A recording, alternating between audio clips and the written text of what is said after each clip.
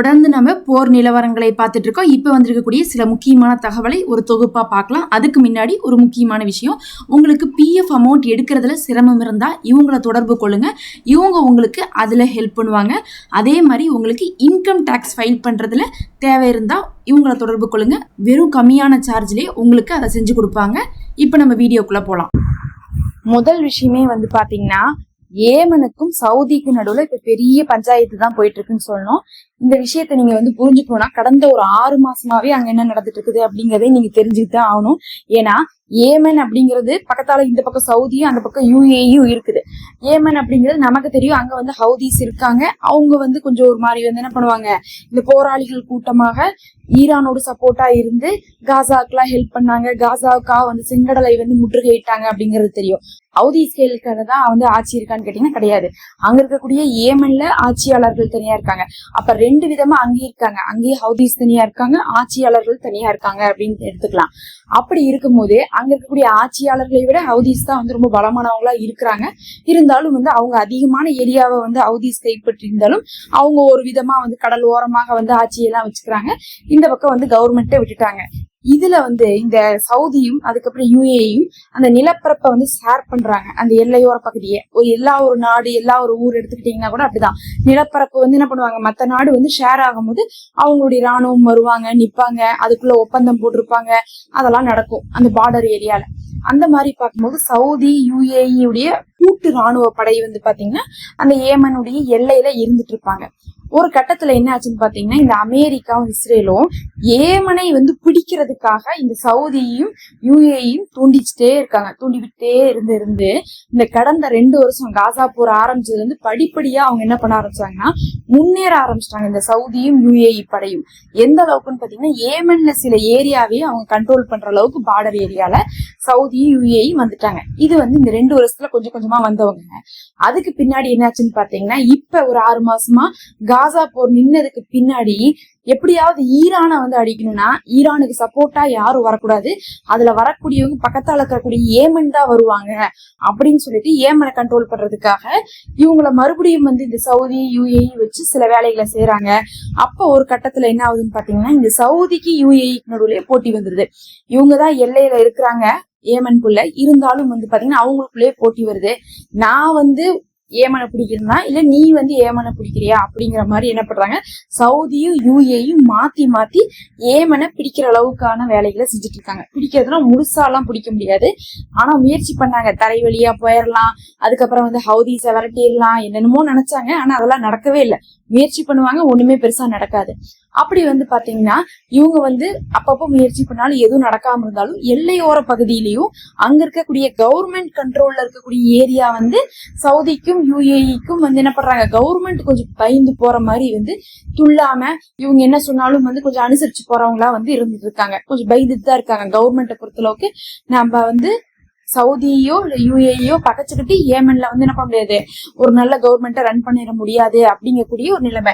எப்படி இந்த லெபனானுடைய கவர்மெண்ட் அங்க இருக்கக்கூடிய போராளி குழு என்னதான் சண்டை போட்டாலும் அந்த லெபனானுடைய கவர்மெண்ட் என்ன பண்ணுவாங்கன்னா இஸ்ரேலுக்கு சப்போர்ட் பண்ணுவாங்க, இஸ்ரேலுக்கு பயந்து போவாங்க. ஏன்னா இவங்களெல்லாம் நம்மளால ஒண்ணும் பண்ண முடியாதுன்னு பயந்து போவாங்களோ அந்த மாதிரி ஏமனுடைய கவர்மெண்ட் அங்க இருக்கிற சவுதிக்கும் யுஏஇக்கும் பயந்துதான் போயிட்டு இருந்தாங்க. ஒரு கட்டத்துல சவுதிக்கும் யுஏஇக்கு நடுவுலயே மோதல் வருது. மோதல் வரும்போது பாக்குறாங்க யார் எச்சா பிடிக்க போறா அப்படின்னு சொல்லிட்டுதான் இவங்க 2 பேருக்குள்ளேயும் மோதிக்கிறாங்க. அந்த சமயத்துல ஏமனுடைய கவர்மெண்ட் என்ன பண்றாங்கன்னா சவுதிக்கு சப்போர்ட் பண்ணி இந்த யுஏஇயுடைய அராஜகத்துல இருந்து காப்பாத்துக்கிற மாதிரி கொண்டு போக, உடனே சவுதி இதுதான் சான்ஸ், ஏமனே நம்ம பக்கம் தான் இருக்காங்கன்னு சொல்லிட்டு என்ன பண்ணிட்டாங்க, யுஏஇ அடிச்சு விரட்ட ஆரம்பிச்சிட்டாங்க. ஒரு 1.5-2 மாசத்துக்கு முன்னாடி நம்ம வீடியோல சொல்லியிருப்போம், யுஏஇக்கும் சவுதிக்கு நடுவுல சண்டை. யுஏஇ வெளியே வந்துட்டாங்க. எங்க இருந்துன்னா ஏமன்ல இருந்து வெளியே வந்துட்டாங்க. அதுக்கப்புறம் பாத்தீங்கன்னா என்ன இருக்குதுன்னா, ஏமன் இப்ப சவுதியுடைய கண்ட்ரோல்ல தான் இருந்துட்டு இருந்துச்சு. நிறைய சவுதி பாத்தீங்கன்னா சவுதியுடைய ராணுவம் அவங்க உள்ள கண்ட்ரோல் பண்ணிட்டு இருப்பாங்க. உள்ளக்குள்ள இருக்கிறது ஏமன் மக்களா இருந்தாலும் கண்ட்ரோல் பாத்தீங்கன்னா சவுதியும் சேர்ந்து ஷேர் பண்ணுவாங்க. காரணம் என்னன்னா இவங்க என்னைக்குமே என் பக்கத்தால இருக்கக்கூடிய அண்டை நாடாக இருக்கக்கூடிய எங்களுக்கு அச்சுறுத்தலா மாறி இருக்கக்கூடாதுங்கிறதுக்காக இப்படி பண்றோம்னு சொல்லிட்டு சவுதி சொல்லிட்டு இருந்தாங்க.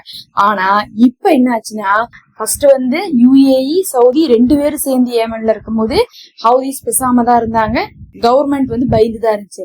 ஆனா இப்ப வந்து என்ன பண்ணிட்டாங்கன்னா, அந்த யுஏஇ போனதுக்கு பிறகு யுஏஇ விரட்டி அடிச்சாச்சு. இப்ப சவுதி மட்டும் தான் இருக்கிறாங்கும் போது அங்க இருக்கிற ஹவுதிஸ் வந்து இப்ப குரல் கொடுக்க ஆரம்பிச்சிட்டாங்க.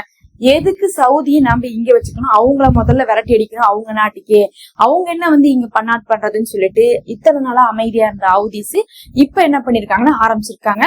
ஆரம்பிச்சதுல என்ன ஆயிடுச்சுன்னா, அவங்களுடைய ப்ராக்சி குரூப்ஸ் மாதிரி எல்லாம் வந்து என்ன பண்ணிருக்காங்க, இறங்கி சவுதியோடு வந்து சண்டை போட்டதுல இப்ப பாத்தீங்கன்னா சவுதி ஏமனுக்குள்ள பல ஏரியாக்களை கண்ட்ரோல் வச்சிருந்தாங்க கிராமங்களை. அந்த மாதிரி கிராமங்களை இப்ப மறுபடியும் ஹவுதிஸ் வந்து மீட்டெடுத்திருக்காங்க.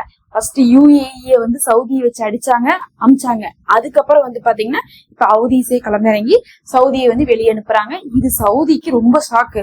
என்ன திடுதிப்புன்னு வந்து இப்படி பண்ணிட்டு இருக்காங்க அப்படின்ட்டு. ஏன்னா சவுதி நினைச்சிட்டு நல்ல வேலை நம்ம யுஏஇ அனுப்பிச்சிட்டோம், இனி நாம தான் இங்க ராஜாங்கிற மாதிரி வந்து என்ன பண்ணாங்க, அப்படியே நிறைய வந்து கண்ட்ரோல் எல்லாம் பண்ணிட்டு இருந்துட்டு இருந்தாங்க.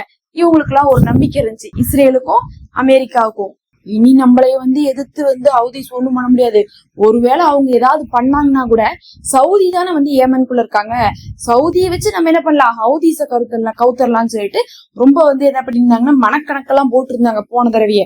அதனாலதான் இந்த 42 நாள் போர் வந்துச்சு பாருங்க, ரம்ஜான்ல இருந்து வந்துச்சு பாருங்க. அந்த போர்ல கூட ஏமன் கடைசி 10 நாள் தான் கலந்துருப்பாங்க. இந்த 42 நாள்ல 30 நாள் கலந்துருக்க மாட்டாங்க. ஏன்னா காரணம் அப்ப வந்து சவுதி வந்து கை ஓங்கி இருந்துச்சு. அப்பதான் யுஏஇ அவங்க அடிச்சு விரட்டுறாங்க அந்த டைம், அந்த 2 மாசத்துக்கு முன்னாடி. ஆனா இந்த 2 மாசத்துல என்ன ஆச்சுன்னா, இப்ப சவுதியவே அடிச்சு விரட்டுறதுக்காக அங்க இருக்கிற ஹவுதிஸே வந்து என்ன பண்ணிருக்காங்க, ஃபுல்லா குரூப் ஃபார்ம் ஆகி அவங்க வந்து அங்க அடிச்சு விரட்டி இப்ப சவுதி வந்து எந்தெல்லாம் வந்து ஒரு மாதிரி ஆக்குபை பண்ணி கண்ட்ரோல் பண்ணாங்களோ அதை இவங்களே வந்து கண்ட்ரோலுக்கு எடுத்துட்டு இருக்காங்க. இன்னும் முழுசா நடக்கல, அங்கங்க சில கிராமங்கள்ல எல்லையோரங்கள்ல நடந்துட்டு இருக்கு. இதெல்லாம் வந்து பாத்தீங்கன்னா ஒரு எல்லையோர பஞ்சாயத்து பிரச்சனையா போகும். பெருசா போரு மக்கள் சாவறது அப்படிலாம் இருக்காது. ராணுவம் போராளிகள் இப்படிங்கிற மாதிரிதான் இருக்குமோ தவிர பெருசா வந்து இந்த இஸ்ரேல் செய்யற மாதிரிலாம் யாரும் செய்ய மாட்டாங்க. அதனால பாத்தீங்கன்னா இதெல்லாம் வந்து ஒரு சின்ன நியூஸா வரும். மாசத்துக்கு ஒரு தடவை, வாரத்துக்கு ஒரு தடவை, 10 நாளைக்கு ஒரு தடவை ஏதாவது ஒரு சின்ன சின்ன நியூஸ்ல வந்து பாத்தீங்கன்னா இதெல்லாம் வந்து பாக்கலாம். இப்ப அந்த பஞ்சாயத்து வேற போயிட்டு இருக்கு. எந்த பஞ்சாயத்து போனாலும் இந்த இஸ்ரேலும் அமெரிக்காவுடைய பஞ்சாயத்து தான் ரொம்ப ஹைலைட்டா தெரியும். மத்த பஞ்சாயத்து எல்லாம் வந்து பாத்தீங்கன்னா லைட்டா வந்து சைட்ல வந்து ரன் ஆயிட்டு இருக்கும். ஆனா இதுல வந்து பாத்தீங்கன்னா ஒரு விஷயம் வந்து லாபம் தான் சொல்லுவோம். என்ன ஒரு லாபம்னா, சவுதிய வச்சு ஏமனை வந்து பயப்படுத்திட்டு இருந்தாங்க. ஹவுதிஸ் நீங்க வந்தீங்கன்னா ஏமனுக்குள்ள சவுதி ஃபுல்லா ஆட்சியை பிடிச்சிருவாங்க அப்படின்னு சொல்லிட்டு பயப்படுத்திட்டு இருந்தாங்க. ஈரானுக்கு சப்போர்ட் பண்ணாதீங்க, காசாக்கு சப்போர்ட் பண்ணாதீங்க, லெபனானுக்கு சப்போர்ட் பண்ணாதீங்கன்னு மிரட்டிட்டு இருந்த இடத்துல இனி சவுதியவே இவங்க வெளியே அமைச்சதுக்கு பிறகு இஸ்ரேலுக்கும் அமெரிக்காவுக்கும் அவங்கதான் மிரட்டுவாங்க. பதிலுக்கு செங்கடலை மறுபடியும் முடக்கிடுவோம், அவங்களையும் நாங்க விட மாட்டோம்னு சொல்லிட்டு என்ன பண்ணுவாங்க, மறுபடியும் ஏமனுடைய ஹவுதிஸ் தான் மிரட்டுவாங்களோ தவிர இனி அவங்கள வந்து கண்ட்ரோல் பண்ண முடியாத நிலைமைக்கு. பொதுவாகவே பாத்தீங்கன்னா அங்கெல்லாம் வந்து அந்த மத்திய கிழக்கு முழுவதுமே சியா சன்னி பிரச்சனை போயிட்டே இருக்கும். அங்க வந்து பாத்தீங்கன்னா ஷியா கொள்கையில உள்ள இருக்கக்கூடிய நாடுகள் இருக்குது.